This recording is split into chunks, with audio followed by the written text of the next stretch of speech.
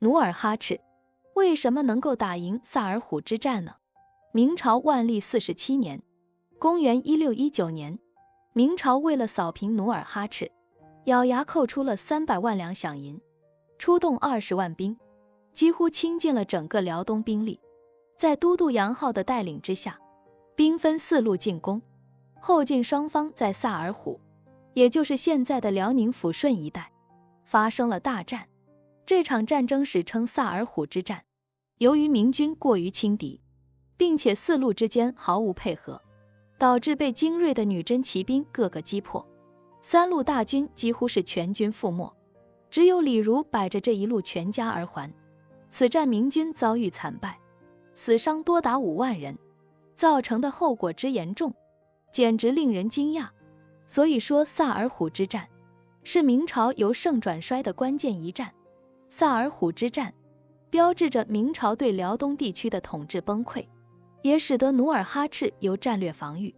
转为战略进攻，正是在东北站稳了脚跟。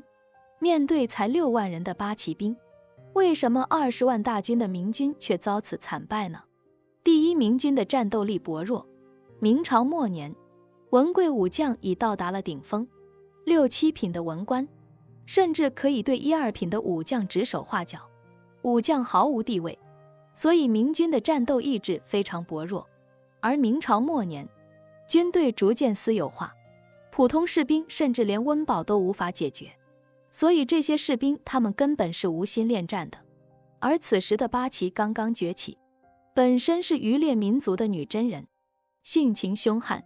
战斗力强大，再经过系统化的训练和指挥，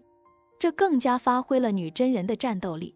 所以单纯从战斗力来说，普通明军不如八旗兵。第二，明朝军事指挥系统的运转失灵，万历皇帝多年不上朝，很多政府部门都无法正常运转了，其中就包括了空缺兵部尚书半年之久的兵部，没有兵部的统一指挥协调，20万人的庞大部队指挥失灵，筹备混乱，军事情报不断被泄露，而这20万大军来自全国各地，彼此的战斗力也是差异巨大，他们没有统一指挥，